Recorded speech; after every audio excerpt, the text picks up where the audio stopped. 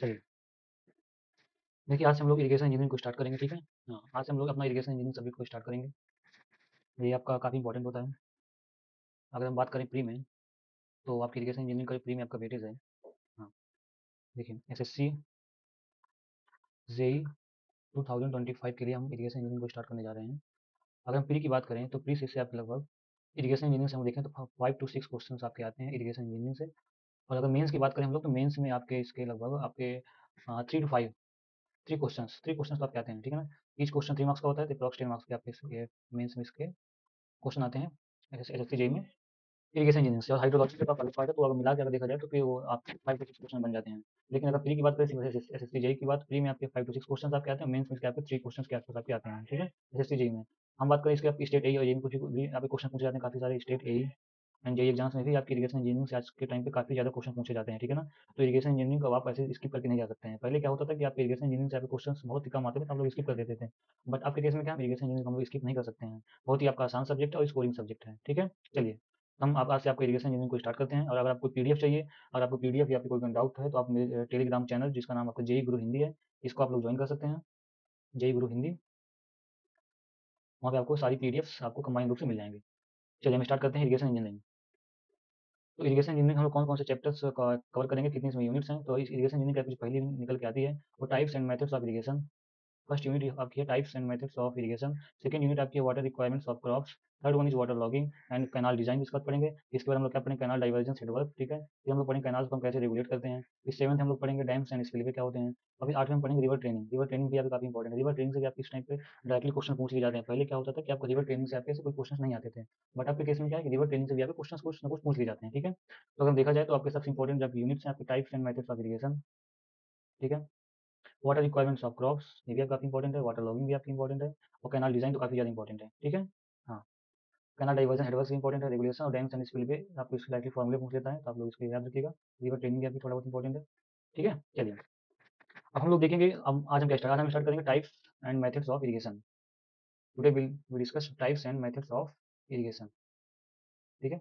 हम डेली एक unit cover करेंगे, तो ये आपकी लगभग 7 से 8 क्लासेस में आपकी पूरी की इरिगेशन इंजीनियरिंग कंप्लीट हो जाएगी। चलिए आगे चलते हैं।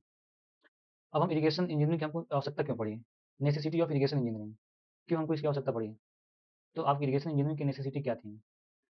हुँ, तो अब इरिगेशन इंजीनियरिंग की हमको आवश्यकता इसलिए इसलिए से पड़ती है कि रेनफॉल आपकी काफ़ी सीज़नल होती है। देखो पहला इस कंडीशन निकल के आती है कि आपकी इंडिया में जो रेनफॉल होती है, रेनफॉल इज़ सीज़नल, मतलब जो बारिश आपकी सीज़न वाइज़ ही होती है। तो अगर हमको अपनी क्रॉप्स को लगाना है या उनको कल्टीवेट करना है, तो हमको रेन बारिश के सीज़न का हमको इंतज़ार करना पड़ता था, ठीक है ना? क्योंकि बारिश हमारी है, क्योंकि कई सारी आपकी क्रॉप्स ऐसी होती हैं, हम आगे आपको बताएँगे कि खरीफ क्रॉप और रबी क्रॉप कौन-कौन सी होती हैं। तो कई सारी आपकी क्रॉप्स ऐसी होती हैं, जहाँ पे हमको काफ़ी ज़्यादा मात्रा में पानी की रिक्वायरमेंट होती है। तो अगर आपकी बारिश नहीं हो अगर बारिश अगर मान लो कभी आपकी बारिश नहीं हुई, तो हमारी उसके समय फसल हमारी खराब हो सकती है। तो अगर हम बारिश नहीं हो रही है, उस केस में हमको अगर पानी चाहिए, तो उस केस में हम क्या करते हैं, हम इरिगेशन जो कैनाल्स होते हैं, उनको हम क्या करते हैं, बनाते हैं, ताकि हम जो हमारे पानी की हमको जो रिक्वायरमेंट है, वो हमारी फुलफिल की जा सके फसल के लिए, ठीक है? दूसरा केस निकल के आता है कि पॉपुलेशन काफ़ी हाई है। Population is high, population is high.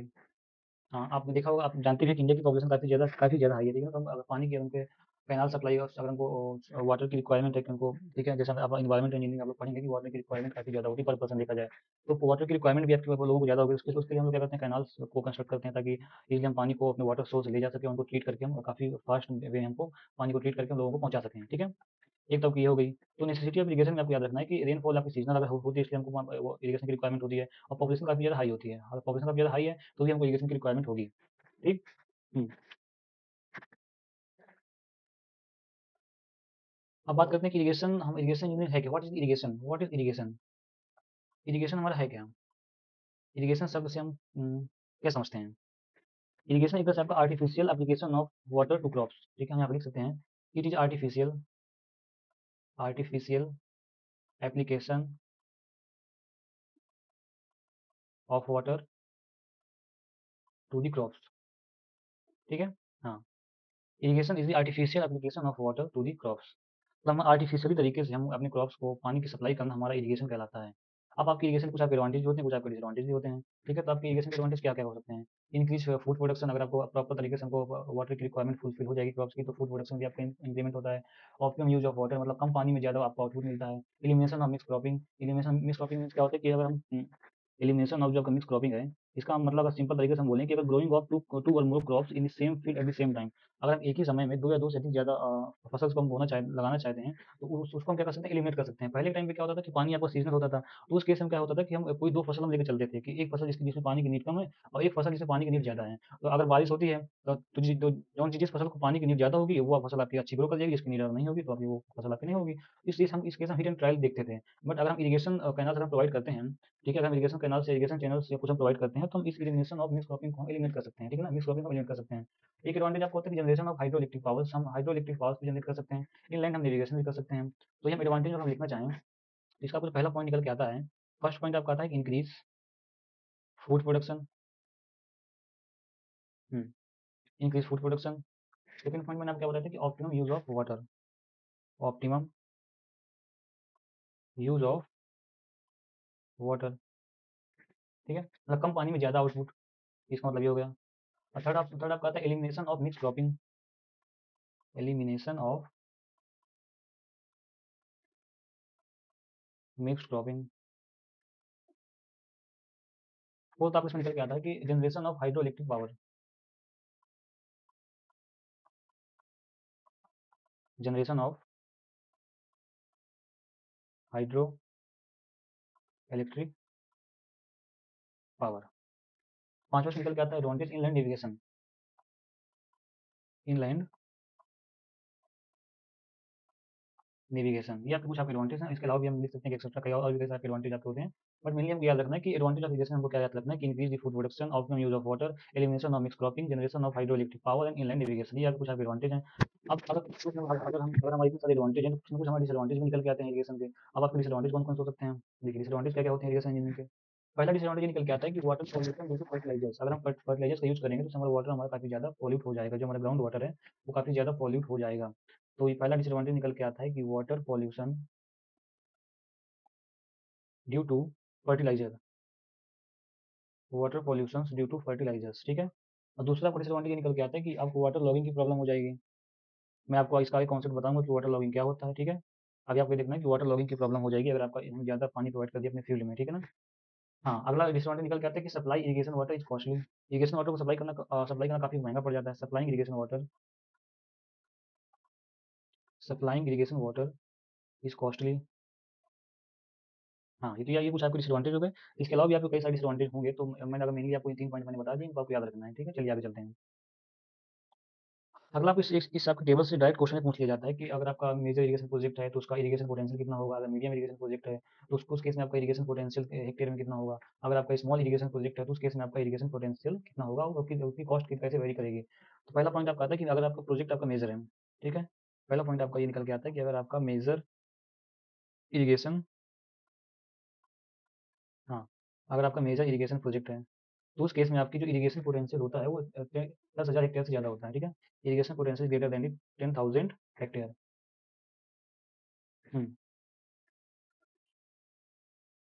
Cost पड़ेगी आपकी मोर देन 5 करोड़, मतलब इस प्रोजेक्ट को कंप्लीट करने के लिए आपको 5 करोड़ से ज़्यादा आपको कॉस्ट पड़ जाएगी लमसम में। हम एक लमसम वैल्यू लेके चलते हैं, ठीक है, ऐसा कुछ नहीं कि हम इतनी वैल्यू है वो आपके फील्ड के अकॉर्डिंग आपकी वैल्यू कर सकती है। बट हम मेजर इरिगेशन प्रोजेक्ट अगर देखेंगे तो हमारा जो उसकी इरिगेशन पोटेंशियल आपकी 10 हेक्टेयर से ज़्यादा होगी। हाँ, दूसरा आपका था मीडियम, दूसरा पॉइंट आपका था मीडियम इरिगेशन प्रोजेक्ट।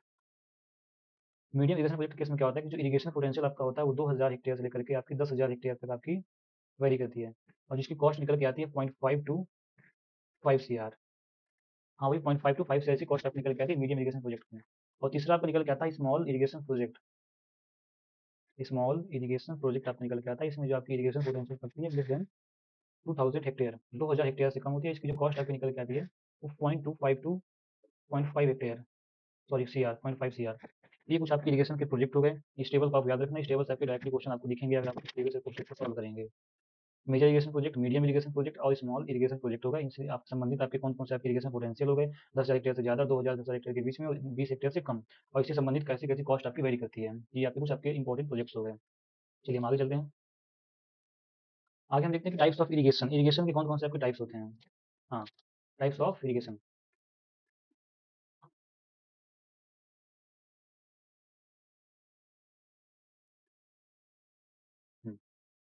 एक सेकंड वेट करिएगा, यहाँ पे हम आपका मेंशन करेंगे types of irrigation. Types of irrigation.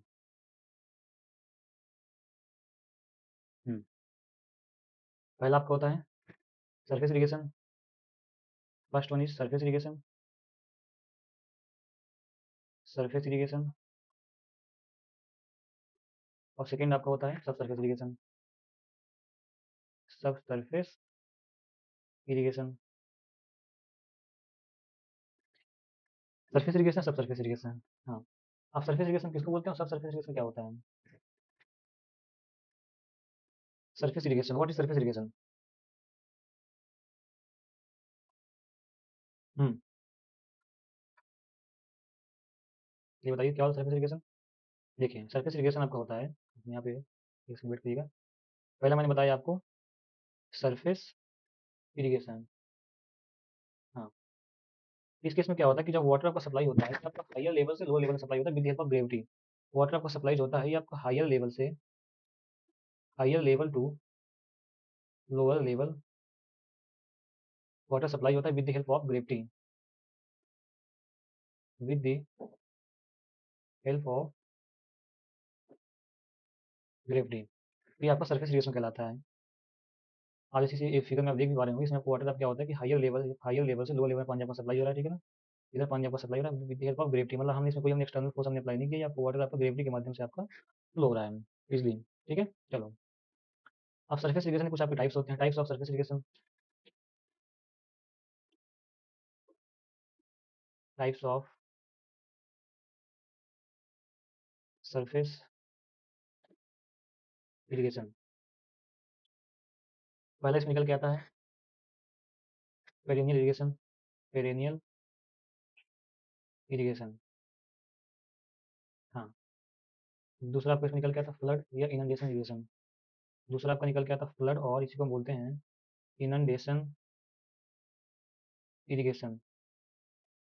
हाँ, तो पहला आपका होता है पेरेनियल इरिगेशन, तो इसको क्या बोलते हैं आपने? पेरेनियल इरिगेशन आपको होता है कि constant and continuous water supply होती है through out the crop period. इसमें लिख सकते हैं अपना पेरेनियल इरिगेशन में कि constant and continuous water supply. ठीक है। हाँ, फ्लड इरिगेशन में क्या होता है कि इसमें आपका डिसकंटीन्यूअस रूप से पानी सप्लाई होता है, डिसकंटीन्यूअस मैनर में आपका वाटर सप्लाई होता है फ्लड या इनंडेशन इरिगेशन में। हाँ, ये आपके कुछ आपके सरफेस इरिगेशन के आपके टाइप्स हो गए। पहला आपका होता है पेरेनियल इरिगेशन, दूसरा आपका होता है फ्लड इरिगेशन। पेरेनियल इरिगेशन क्या होता है, इसमें कि कांस्टेंट एंड कंटीन्यूअस रूप से वाटर सप्लाई होता है। फ्लड या इनंडेशन इरिगेशन में क्या होता है कि इसमें वाटर आपको डिसकंटीन्यूअस मैनर में पानी आपको सप्लाई होता है।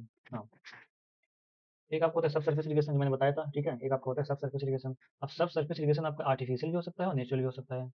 ये आपका आर्टिफिशियल भी हो सकता है और ये आपका नेचुरल भी हो सकता है। इसको मैं आपको आगे डिस्कस करूंगा कि सब सरफेस इरिगेशन के कौन कौन से एग्जांपल्स होते हैं, ठीक है। यहाँ पे आप इतना याद रखिएगा कि हम सब सरफेस इरिगेशन में कुछ हम पंप्स और पाइप्स का एक कॉम्बिनेशन होता है, उसके माध्यम से हम ग्राउंड वाटर के पानी को बाहर एक्सट्रैक्ट करते हैं, उसी को हम बोलते हैं सब सरफेस इरिगेशन। हाँ, चलिए आगे देखते हैं। आगे आप अगला टॉपिक निकल के आता है कि मेथड्स ऑफ इरिगेशन। अभी हमने क्या पढ़ा, हमने पढ़ा टाइप्स ऑफ इरिगेशन, तो हम पढ़ेंगे मेथड्स ऑफ इरिगेशन। इरिगेशन करने के कौन कौन से मेथड्स निकल के आते हैं, methods of irrigation. Methods of irrigation, ठीक है। हाँ, अब हम पढ़ेंगे यहाँ पे मेथड्स ऑफ इरिगेशन। इरिगेशन करने के आपके कौन कौन से मेथड्स आप निकल के आते हैं, आपने पढ़ा भी होगा कैसे मेथड्स आपको होते हैं। पहला आपको होता है फ्री फ्री फ्लडिंग, या उसको हम बोलते हैं ऑर्डिनरी फ्लडिंग या वाइल्ड फ्लडिंग बोलते हैं। पहला आपको होता है फ्री फ्लडिंग, देखिए पहला होता है फ्री फ्लडिंग।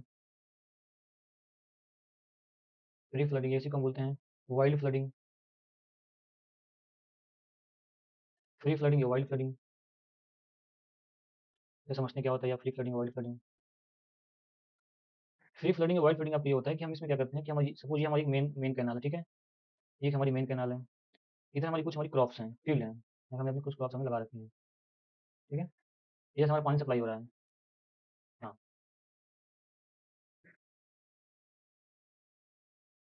एक मिनट आप लोग वेट करिएगा, थोड़ा मैं फिगर बना लूँ, इतनी अच्छी मेरी ड्राइंग नहीं है तो आप लोग थोड़ा समझिएगा चीज़ों को। देखिए इधर से आपका वाटर आ रहा है, ठीक है, ये आपका वाटर जा रहा है मेन कैनाल से। और फ्री फ्लडिंग में क्या होता है कि हम इस मेन कैनाल से हम पानी सीधे अपने फील्ड में फ्रीली हम मूव करवा देते हैं, फ्रीली हम पानी इसमें क्या कर सकते हैं, फ्लो करवाते हैं। अभी पानी आपका इधर फ्लो हो रहा है, फ्लो मतलब कोई आपको वाटर का इसमें कंट्रोल है ही नहीं, फ्रीली आपका पूरे फील्ड में आपका पानी फ्लो हो रहा है। फ्री फ्लडिंग उसी को हम बोलते हैं वाइल्ड फ्लडिंग, वाइल्ड मतलब जंगली रूप से, मतलब इसमें कोई पानी का इसमें कोई कंट्रोल ही नहीं है। फ्रीली आपका पानी आपको पूरे फील्ड में फ्लो हो रहा है। आपने ये जो आपके धान के खेत में करते होंगे, तो इसमें इसमें ऐसा करते हैं कि हम फ्रीली हम पानी को पूरे फील्ड में फिल कर देते हैं, ठीक है? हाँ, इसकी इनिशियल कॉस्ट बहुत ज़्यादा लो होती है, बट लेबर रिक्वायरमेंट बहुत ज़्यादा हाई होती है। इसका चलो एडवांटेज ये निकल के आता है कि आपकी जो इनिशियल जो कॉस्ट होती है काफ़ी कम होती है, बट इसमें लेबर कॉस्ट हाई निकल के आती है। इसका आपको पॉइंट याद रखना है कि इनिशियल जो कॉस्ट होती है फ्री फ्लडिंग की, initial cost is low but labour cost is high, but labour cost इसमें होती है काफ़ी ज़्यादा हाई होती है, but labour cost is high. एक पॉइंट अब ये निकल के आता है।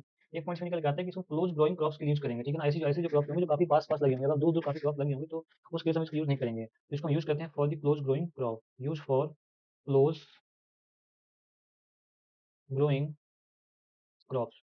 क्लोज ग्रोइंग क्रॉप्स के केस में हम अपने फ्री फ्लडिंग या ऑर्डिनरी फ्लडिंग या इसको वाइड फ्लडिंग को यूज़ करते हैं। एक पॉइंट निकल के आता है कि मे बी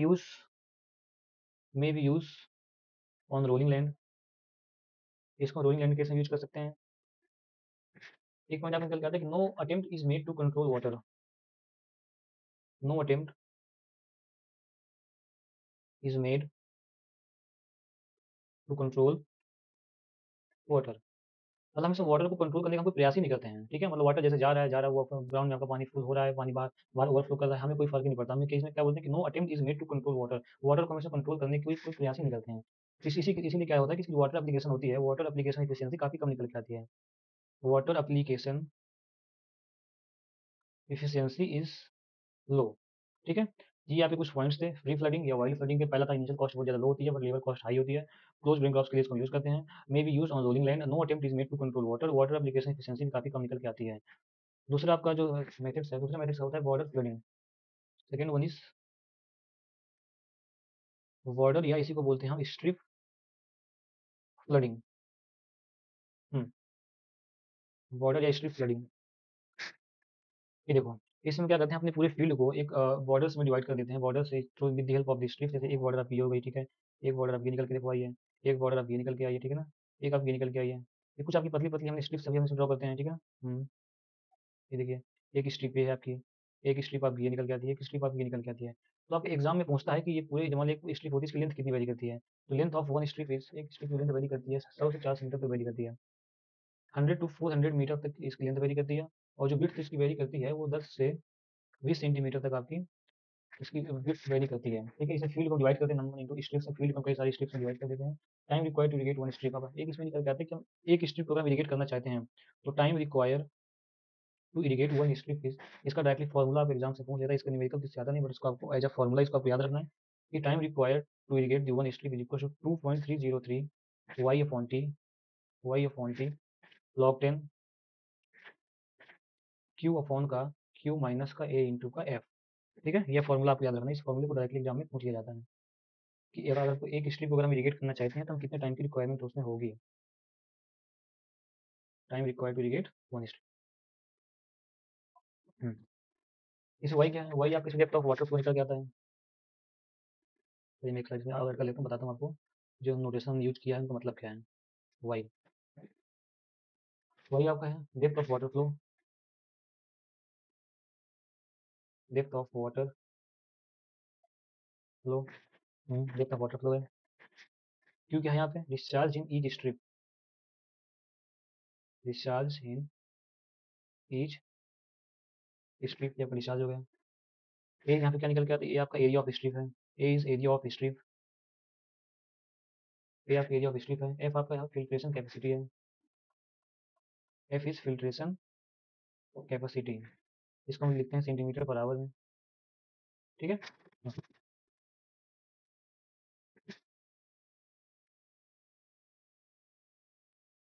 अब एक पॉइंट आपको निकल के आता है कि मैक्सिमम एरिया कितना इरिगेट कर सकते हैं, maximum area that can be irrigate, maximum area that can be irrigate. इसका निकालने का सीधा फॉर्मूला आपको याद रखना है, जिससे आपको क्वेश्चन पूछ लेता है कि maximum area that can be irrigate equal to discharge upon का फिल्ट्रेशन कैपेसिटी, ये इसका फॉर्मूला निकल के आता है, ठीक है? हाँ, maximum area that can be irrigate, ये काफी इंपॉर्टेंट फॉर्मूला है, इससे आपको डायरेक्टली आपको न्यूमेरिकल पूछता है एग्जाम्स में। चलिए अगला देखते हैं। तीसरा मेथड आपका आता है चेक फ्लडिंग। क्या बोलते हैं इसको हम?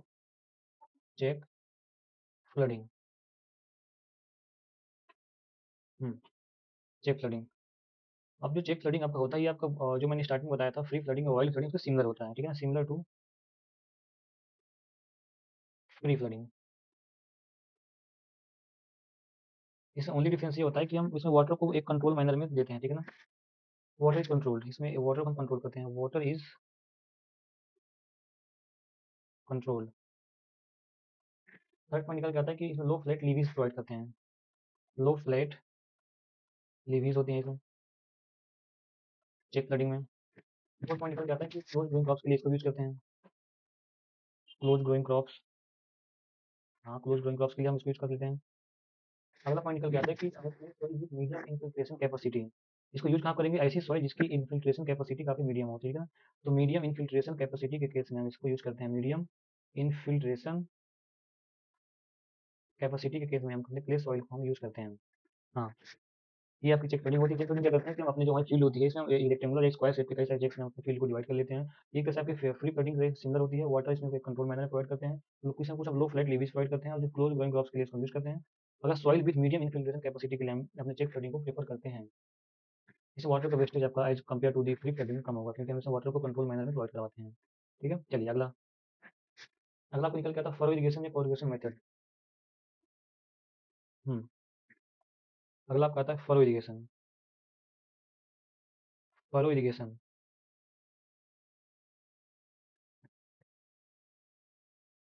Also known as corrugation irrigation, ठीक है, कोरिगेशन इरिगेशन। हाँ, फरो इरिगेशन को हम कोरिगेशन इरिगेशन के नाम से जानते हैं, क्योंकि इसमें कोरिगेशन बने होते हैं। जैसे आपने आपने जो एक रूफ भी डाली होगी, ठीक है ना, इसमें जो आपकी कोरिगेटेड शीट आती है वो कुछ ऐसी बनी होती है ना, ये इसलिए हम इसको बोलते हैं, इसको मेजर एक कोरिगेशन इरिगेशन भी बोलते हैं फरो इरिगेशन को। इसमें आप रिज होती है जहाँ पे आपके क्रॉप को ग्रो करवाते हैं, फरो में आपका वाटर फ्लो होता है, ठीक है ना। ये पॉइंट आपका होता है, इसको हम बोलते हैं रिज। एक समय मार्कर चेंज कर लेता हूँ। इस पॉइंट को हम बोलते हैं अपना फरो। ये पॉइंट आपका कहलाता है फरो, जहाँ पे पानी आपका फ्लो होता है। एग्जाम में आपको डायरेक्टली क्वेश्चन पूछ लेता है कि वाटर आपका फरो इरिगेशन वाटर का फ्लो कहाँ से होता है, फरो से होता है कि रिज से होता है। तो फरो से आपका वाटर फ्लो होता है, और ये पॉइंट आपका कहलाता है रिज। रिज में क्या करते हैं हम इसमें क्रॉप्स को ग्रो करवाते हैं, ठीक है ना। रिज में लिख सकते हैं टू ग्रो क्रॉप्स। फरो में क्या होता है, फरो में आपको वाटर फ्लो करवाते हैं, सिंपल। अब इसका एक एडवांटेज निकल के आता है कि इसका इवेपोरेशन लॉसेस कम हो जाते हैं। कितने कम हो जाते हैं, इवेपोरेशन लॉसेस, इवेपोरेशन जो लॉसेस होते हैं is reduced to 30%। Evaporation losses is reduced to 30%। And land preparation काफी महंगा पड़ जाता है, ठीक है ना। लिख सकते हैं यहाँ पे कि and land preparation is costly. ये काफी आपका इंपॉर्टेंट पॉइंट है, इसको याद रखें कि इवेपोरेशन लॉसेस कितने परसेंट तक काफी कम हो जाते हैं। तो इवेपोरेशन लॉसेस आपके 30% तक कम हो जाते हैं, तो फॉर इरिगेशन या उसको हम कोरिगेशन इरिगेशन कोरिगेशन मेथड बोलते हैं। हाँ, चलिए आगे चलते हैं।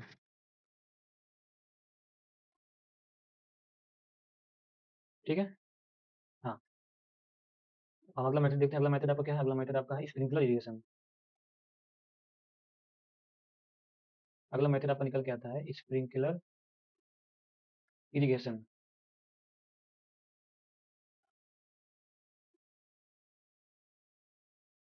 इसमें आप कौन कौन से पॉइंट्स होते हैं, क्या इसके एडवांटेज हैं, ये बता रहा हूँ स्प्रिंकलर इरिगेशन। हम्म ये बताइए।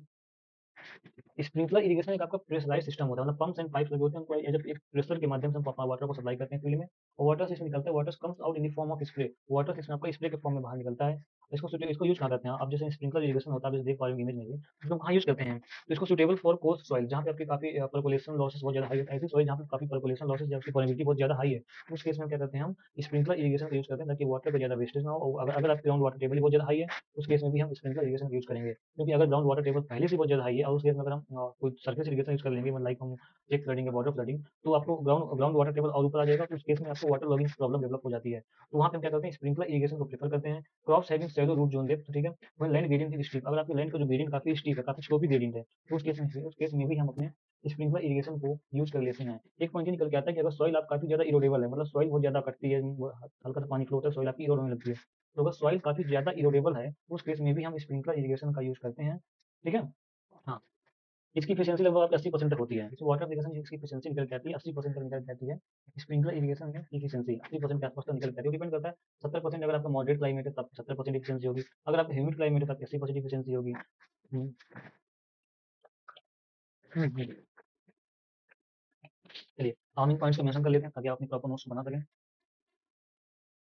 देखिए पहला पॉइंट निकल के आता है कि एक प्रेशराइज़्ड सिस्टम है। जैसे मैंने आपको बताया कि स्प्रिंकलर इरिगेशन एक आपका प्रेशराइज़्ड सिस्टम है। प्रेशराइज़्ड सिस्टम है। अगला पॉइंट निकल के आता है कि water comes out in the form of spray. Water comes out in form of spray. अगला पॉइंट ये है कि suitable for the coarse soil. Suitable for coarse soil. क्यों? Because percolation loss is high. Because percolation loss is high. ठीक है? हुँ। अगला point क्या था? अगला पॉइंट मैंने आपको ये बताया था कि क्या बताया था अगला पॉइंट मैंने? अगर सॉइल इज़ काफ़ी ज़्यादा इरोडेबल है वहाँ भी यूज़ कर सकते हैं। व्हेन सॉइल इज़ इरोडेबल तब इसको यूज़ करते हैं स्प्रिंकलर इरिगेशन को। When water table is high. अगला पॉइंट आपका निकल के आता है कि when water table is high. अगला पॉइंट निकल के आता है। इसकी एडवांटेज है किसकी? Efficiency. Efficiency water application efficiency कितनी है? 70 टू 80% इसकी वाटर एप्लीकेशन एफिशिएंसी है स्प्रिंकलर इरिगेशन की। एक एडवांटेज निकल के आता है कि आप यूनिफॉर्म एप्लीकेशन ऑफ वाटर। एक इसका एडवांटेज हो गया। अब इसके कुछ आपको डिसएडवांटेज भी होते हैं, ठीक है ना? मैंने जैसे बताया था कि अगर किसी सिस्टम या किसी मेथड के कुछ ना कुछ एडवांटेज है तो उसके कुछ आपके डिसएडवांटेज भी निकल के आएँगे। ठीक है? वो डिसएडवांटेज कौन-कौन से हैं? देखिए बताता हूँ आपको। डिसएडवांटेज इसका जो पहला डिसएडवांटेज निकल के आता है कि चलो हमने स्प्रिंकलर इरिगेशन को प्रोवाइड कर दिया। तो हमने इसको अपने जो हमारे कॉर्नर्स होते हैं, हमारे फील्ड के कॉर्नर्स होते हैं, वो कॉर्नर्स हमारे अंडर अंडर इरिगेटेड हो मतलब कॉर्नर्स हमारे प्रॉपर तरीके से इरिगेट नहीं हो पाते हैं। कॉर्नर्स हमारे बच जाते हैं हम, ठीक है ना? इस स्प्रिंकलर इरिगेशन के हम अप्लाई करते हैं फील्ड में, तो कॉर्नर्स हमारे जो होते हैं प्रॉपर तरीके से इरिगेट नहीं हो पाते हैं। ये इसका पहला डिसएडवांटेज निकल के आता है। Corners remain under irrigated. Corners remains under irrigated. ठीक है? एक आपका निकल के आता है डिसएडवांटेज कि अगर कोई विंडी कंडीशन या टेम्परेचर बहुत ज़्यादा है तो वाटर का लॉसेस बहुत ज़्यादा होगा तो इससे वाटर एप्लीकेशन एफिशिएंसी बढ़ जाती है। अंडर विंडी कंडीशन तो इसको लिखते हैं कि under the windy condition and high temperature. अगर टेम्परेचर बहुत ज़्यादा हाई है इस केस में क्या होता है कि वाटर एप्लीकेशन एफिशिएंसी क्या होती है थोड़ा डिक्रीज कर जाती है। क्या हो गया? एक डिसएडवांटेज है कि इसको पावर की रिक्वायरमेंट होगी अगर इसको हमें यूज़ करना है। पावर की रिक्वायर्ड होती है। ये भी इसका डिसएडवांटेज है। महंगा पड़ जाता है हमको ये कॉस्टली है, काफ़ी ज़्यादा कॉस्टली है। ये आपके कुछ स्प्रिंकलर इरिगेशन के आपके डिसएडवांटेज हो गए। ठीक है, मैंने क्या बताया? मैंने बताया स्प्रिंकलर इरिगेशन को कहाँ यूज़ करते हैं, कैसे इसको यूज़ करते हैं, किस तरह के मिट्टी के लिए, किस तरह के सॉइल के लिए आपका सूटेबल होता है। ठीक है? ये मैंने आपको कुछ इसका आपको एडवांटेज बताया। एडवांटेज मैंने क्या बताया कि अगर सॉइल आपकी इरोडेबल है तो वहाँ यूज़ कर सकते हैं, अगर वाटर टेबल आपकी हाई है तो वहाँ यूज़ कर सकते हैं। इसकी वाटर एप्लीकेशन एफिशिएंसी काफ़ी ज़्यादा 80% है और एक आपको यूनिफॉर्म एप्लीकेशन ऑफ वाटर को प्रोवाइड करवाता है स्प्रिंकलर इरिगेशन। ठीक है? फिर मैंने बताया कि आपके कुछ डिसएडवांटेज होते हैं स्प्रिंकलर इरिगेशन के। वो क्या होते हैं कि कॉर्नर्स आपके जो होते हैं रिमेन्स अंडर इरिगेटेड होते हैं। Under windy condition and high temperature इसका efficiency water application efficiency decrease कर जाती है। और पावर रिक्वायर्ड होती काफ़ी ज़्यादा और कॉस्टली भी आपको निकल के आता है। ठीक है? एक आपका आता है जो सबसे अच्छा मेथड माना जाता है इरिगेशन के पॉइंट ऑफ व्यू से उसको हम बोलते हैं ड्रिप इरिगेशन। देखिए ड्रिप इरिगेशन क्या होता है? ड्रिप इरिगेशन, हाँ जी, ड्रिप इरिगेशन। पहले समझ लेते हैं कि आपको ड्रिप इरिगेशन होता क्या है। देखिए ड्रिप इरिगेशन का हम एक तरह से आपका सब सरफेस इरिगेशन होता है। मैंने आपको बताया था स्टार्टिंग क्लास में कि मैं कि आप सब सरफेस इरिगेशन के मैं आपको कुछ आपके एग्जांपल्स बताऊंगा कि आपको कौन-कौन से ऐसे एग्जांपल है, कौन-कौन से आपके मेथड्स हैं जो आपके सब सरफेस इरिगेशन के तहत आते हैं। तो जो आपका ड्रिप इरिगेशन होता है ये आपका सब सरफेस इरिगेशन का एक मेथड है। इसको हम ट्रिकल इरिगेशन भी बोलते हैं, सब इरिगेशन बोलते हैं या ट्रिकल इरिगेशन भी हम इसी को बोलते हैं ड्रिप इरिगेशन को ही। हाँ, ठीक है? सॉरी। एक इसका एडवांटेज निकल के आता है आपका ड्रिप इरिगेशन का कि अगर वाटर और फर्टिलाइजर को हमको अप्लाई करना है अपने फील्ड में तो उसको डायरेक्टली हम रूट जोन में अप्लाई कर सकते हैं। Water and fertilizers directly apply to the root zone for row crops. इसको यूज कहाँ करते हैं? अब ऐसी क्रॉप जबकि एक रो में बेस्ड है, एक काफी एक लाइन से क्रॉप ऐसी लाइन से लगी हुई है फॉर द लो क्रॉप्स के लिए यूज़ कर सकते हैं। इसकी जो वाटर एप्लीकेशन एफिशिएंसी होती है 90% से ज़्यादा होती है। इसमें वाटर की रिक्वायरमेंट भी काफ़ी कम होती है, इवेपोरेशन लॉसेस भी कम होते हैं, विंड लॉस भी अब कम होते हैं, लगभग आपके नेग्लिजिबल के बराबर ही होते हैं ये सब लॉसेस। लेबर की रिक्वायरमेंट भी कम होती है और हर तरह की क्रॉप्स के लिए हम इसको यूज़ कर सकते हैं अपने ड्रिप इरिगेशन को। तो हम यहाँ पे आपको अपने पॉइंट मेंशन करते हैं ताकि आप लोग अपने प्रॉपर तरीके से नोट्स को बना सकें, ठीक है? पहले हम लिखेंगे कि it is also known as, चलिए देखिए, it is also known as sub surface irrigation, it is also known as sub surface irrigation और सब इरिगेशन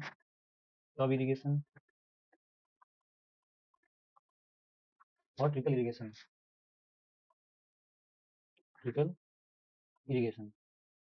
ठीक है? आगे चलते हैं। अगला पॉइंट ये निकल के आता है कि water and fertilizer directly apply to root zone, water and fertiliser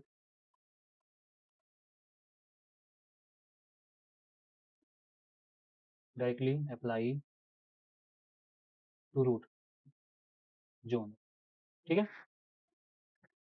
अगला पॉइंट मैंने क्या बताया था? It is used for row crops.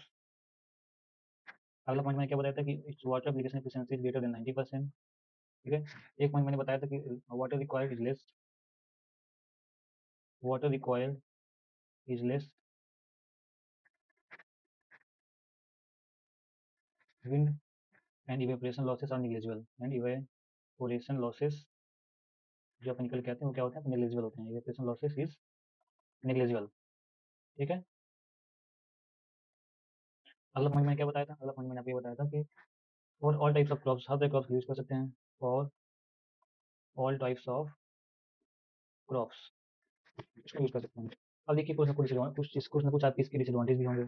वही बात है कि अगर आप इसके एडवांटेजेस मेथड्स के तो कुछ ना कुछ आपके क्या होंगे, डिसएडवांटेज भी निकल के आते हैं ड्रिप इरिगेशन के। तो इसके आपके कौन कौन से डिसएडवांटेज हैं?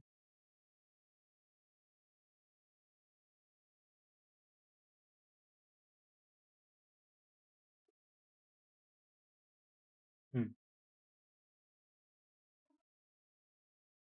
तो आपका इसका जो पहला डिसएडवांटेज निकल के आता है ड्रिप इरिगेशन का, वो है आपका कि जो सिस्टम होता है इसमें प्रॉपर क्लीनिंग की रिक्वायरमेंट होगी। नहीं तो अगर सिस्टम को चोक कर जाएगा तो वाटर सप्लाई करने में प्रॉब्लम होगी, ठीक है ना? तो वही है कि required proper cleaning, require proper cleaning. दूसरा क्या है? High skill require in design, high skill require in design and installation, ठीक है? ये कुछ आपके डिसएडवांटेज हो गए ड्रिप इरिगेशन सिस्टम के। हाँ, एक और मेथड आपको निकल के आता है यहाँ पे, इसको हम बोलते हैं बेसिन फ्लडिंग। कौन सा मेथड है? यहाँ पर लास्ट है, इसको हम बोलते हैं बेसिन फ्लडिंग। हाँ, बेसिन फ्लडिंग यूज कहाँ करते हैं? क्या है बेसिन फ्लडिंग?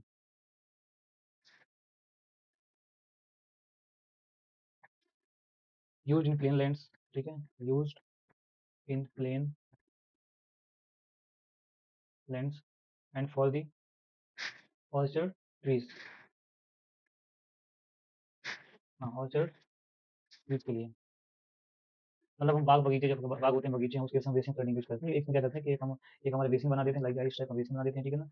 बीच में क्या करते हैं हम लोग अपना ट्री या कोई प्लांट लगा देते हैं, यहाँ पर हमने कोई ट्री या प्लांट को लगा दिया, यहाँ पे हो गया।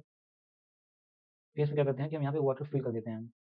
इस पॉइंट हम क्या करेंगे? वाटर फिल कर देंगे, ठीक है? ये बेसिन आपका रेक्टेंगल भी हो सकता है, ये आपका रेक्टेंगल भी हो सकता है, बेसिन आपका स्क्वायर शेप का भी हो सकता है, सर्कुलर भी हो सकता है, वो किसी भी शेप का हो सकता है। वही बोला कि बेसिन फ्लडिंग हम यूज कर सकते हैं, एक प्लेन लाइन यूज करते हैं, ऑल्सो ट्री के केस में लोग बेसिन फ्लडिंग को हम लोग प्रेफर करते हैं। हाँ, यहाँ पे आपके टाइप्स ऑफ कौन कौन से, मैंने आपकी पहली यूनिट आपकी मैंने बताया था स्टार्टिंग में कि आपकी जब types and methods of irrigation यहाँ पे कंप्लीट होता है।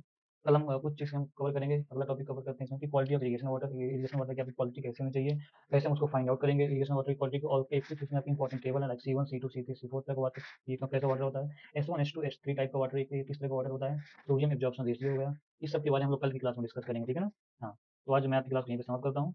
और अगर किसी को कोई डाउट होता है तो मैंने आपको अपना टेलीग्राम चैनल बता रखा है, जेई गुरु हिंदी, जेई गुरु हिंदी ये मेरा टेलीग्राम चैनल है, इसको आप लोग ज्वाइन करिए, ठीक है ना?